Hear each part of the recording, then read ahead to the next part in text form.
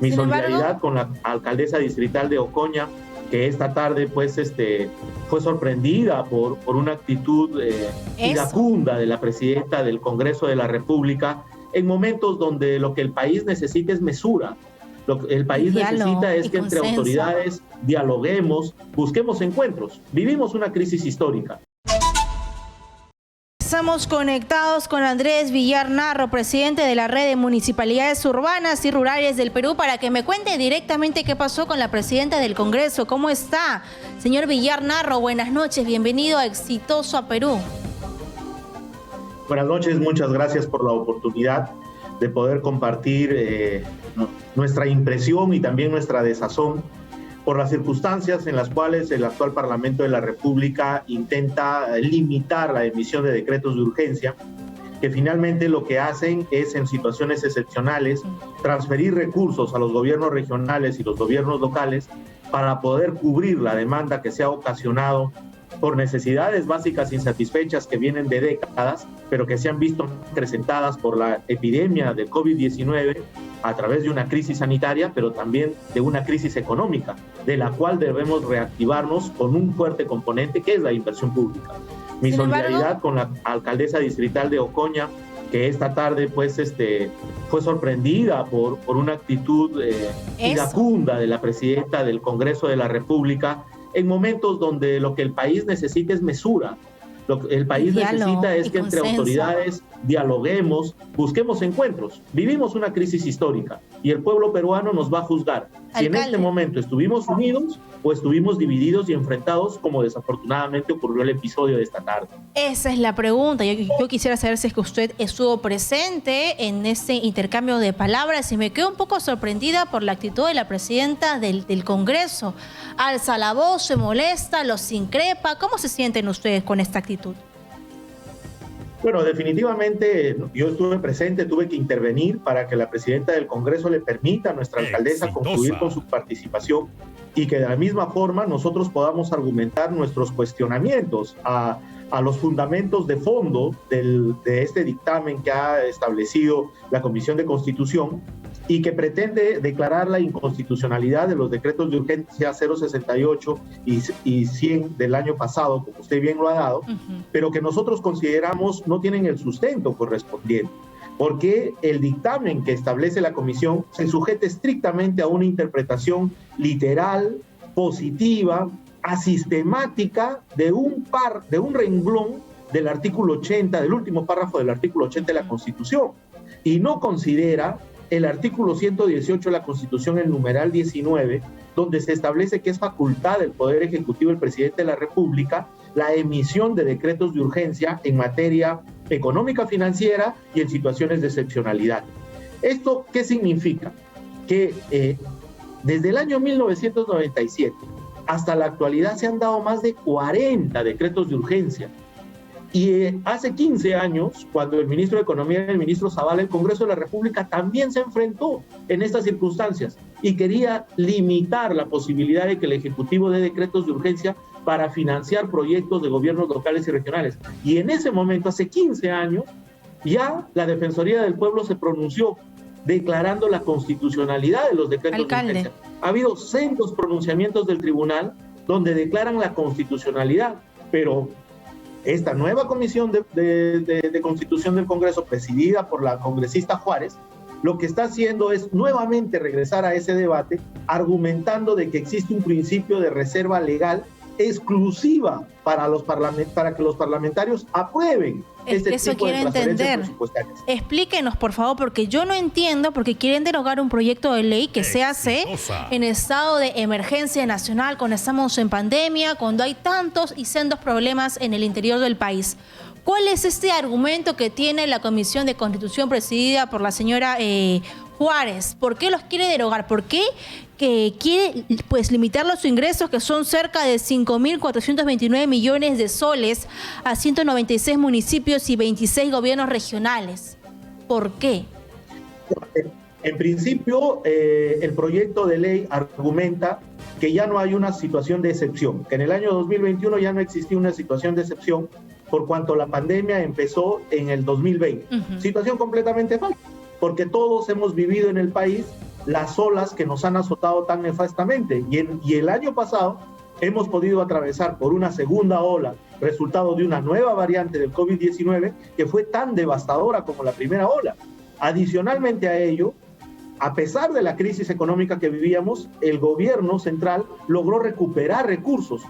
Y ahí está la prueba que crecimos más del 13%. Entonces, cuando había recursos y la necesidad de invertirlos para mitigar la crisis sanitaria y reactivar la economía, se da la circunstancia de excepcionalidad que nosotros consideramos es pertinente. El segundo requisito importante tiene que ver con la necesidad, y se está abordando una necesidad urgente que tiene que ver con la adquisición de vacunas, con la compra de insumos, con la ejecución de obras públicas vinculadas a la reactivación económica.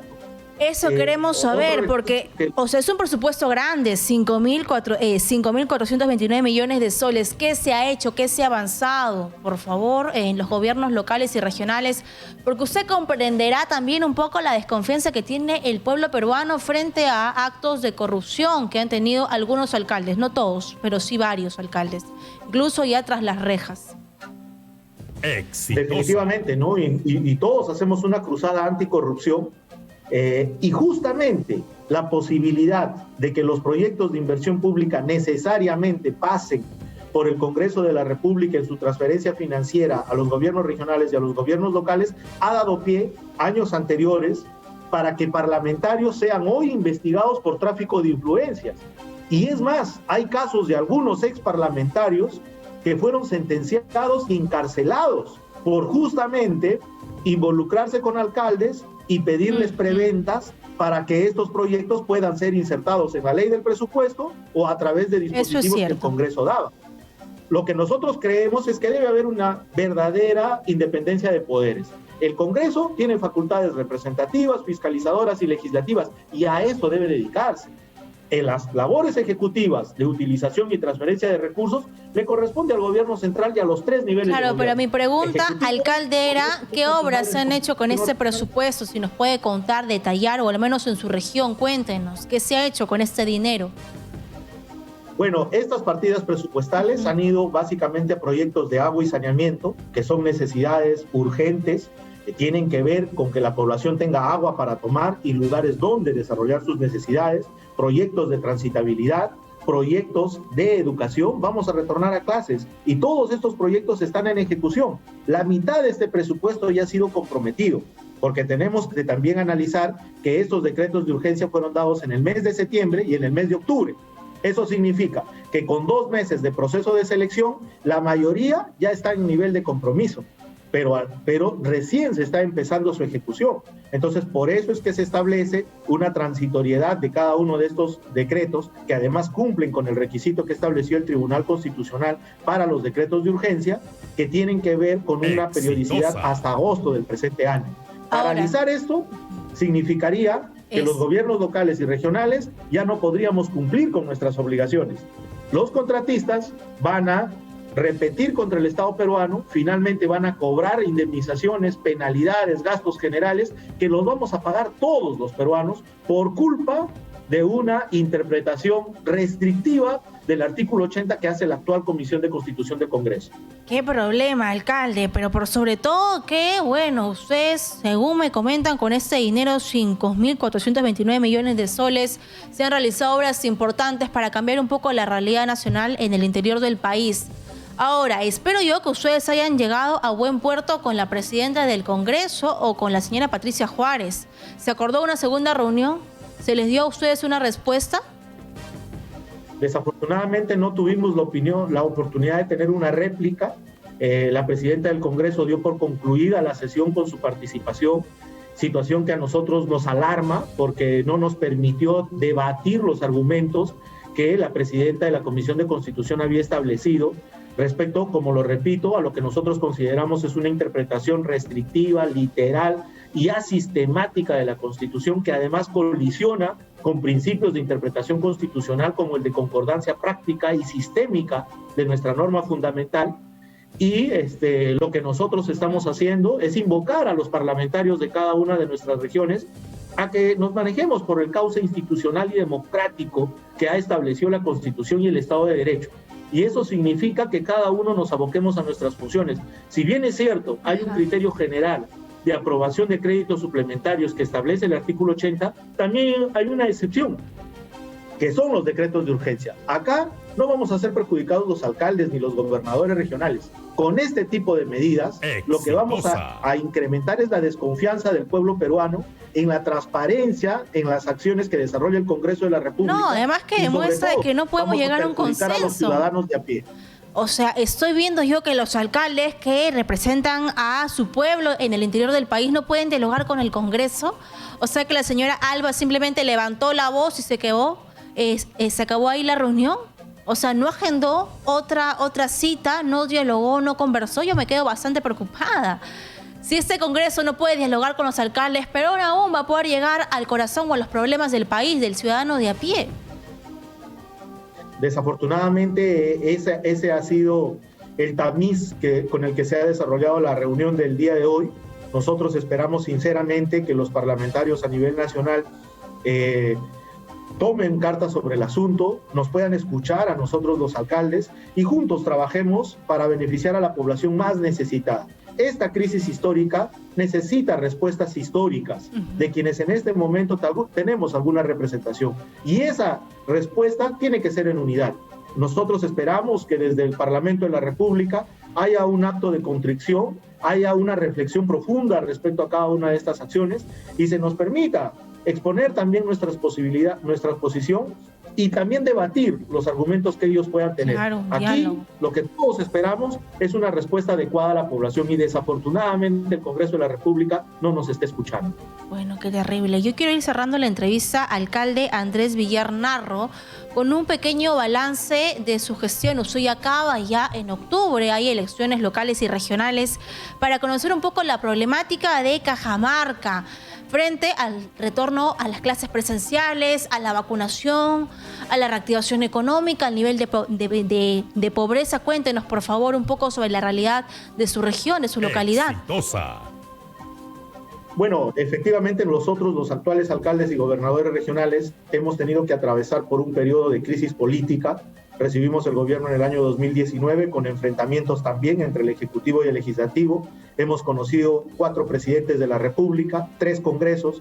Vamos al 11º premier, casi una docena de ministros de Economía, de Transportes, de Vivienda, y eso ha generado pues un escenario de inestabilidad.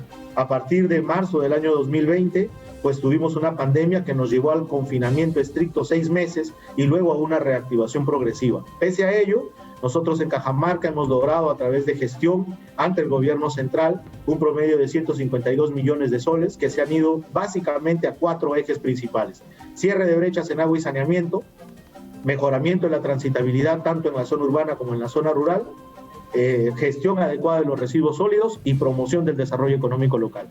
En el marco de la pandemia tuvimos que agregar 2 ejes, sin competencias municipales, porque nosotros tenemos competencias complementarias en salud y en educación. Pero afortunadamente afrontamos la tercera ola a través de la segunda ola y la primera ola a través de una estrategia de sinergia con Salud Cajamarca, con quienes montamos el Hospital Villa Muni de Salud, que nos ha permitido recuperar a casi 2.500 cajamarquinos que ahora continúan con sus vidas y con sus sueños. Tenemos comités anti-COVID en toda la ciudad, con las juntas vecinales, con los alcaldes de centros poblados, una planta de oxígeno moderna, balones distribuidos en cada uno de los sectores y una estrategia sinérgica con la red de salud para fortalecer estos comités y hacer la atención primaria de salud. Cierro con esa pregunta porque es la más importante para mí. Efectivamente, la educación, ¿está lista su localidad para el retorno a clases presenciales? ¿O todos los colegios están operativos, con la conectividad, con el agua, con el desagüe, con el saneamiento, con las aulas espaciosas? Bueno, como ustedes conocen, esta competencia corresponde a los gobiernos regionales, pero nosotros no nos podemos excluir, porque al que le tocan la puerta a los padres de familia son a nosotros, a los alcaldes, ¿no? Y sobre la marcha en la pandemia hemos tenido que buscar mecanismos para instalar antenas, ¿no? Nosotros trabajamos con los profesores, tenemos un programa de fortalecimiento de capacidades y hemos dotado de maestría a docentes que han ganado un proceso de concurso con estrategias de innovación y de investigación en el aula, ¿no? Con mejores docentes vamos a tener mejores estudiantes y esa es nuestra propuesta y seguimos trabajando en ello. Afortunadamente, nosotros tenemos toda la predisposición, pero nuestra limitación sigue siendo el presupuesto.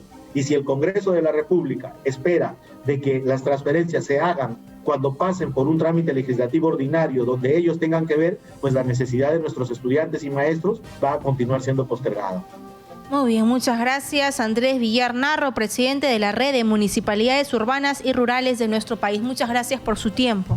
Muy buenas noches. Gracias a ustedes por la oportunidad. Encantados. Muy bien, señores, 8:55. Espero en estos últimos 5 minutos conversar con ustedes, pero también me quedo muy sorprendida de cómo no podemos llegar a un consenso. ¿Cómo van los alcaldes sin defender a ninguno? Pues de los alcaldes, conociendo de que lamentablemente hay una larga lista de corrupción en alcaldes y en gobernadores regionales. Pero si en el Congreso no pueden debatir, o sea, que cada uno exponga su idea y que se llegue a un resultado final, porque hay obras de gestión, de infraestructura, de salud, de pistas y veredas, de saneamiento, obras de agua importantes que están en juego, pero me sorprende cómo no podemos tener un diálogo. El Congreso no está escuchando. La señora levantó la voz, lo increpó y se acabó. No hay una segunda reunión, no hay una reunión con la protagonista de esta posible derogación de estos decretos de urgencia, el 086, 100 y de este año, bueno, del año pasado 2021 con la señora Juárez. Se acabó ahí, así de simple, levantando la voz y como me dicen, pues, si el Congreso le pide al Ejecutivo diálogo, consenso, que dialogue, no están practicando con el ejemplo. Vamos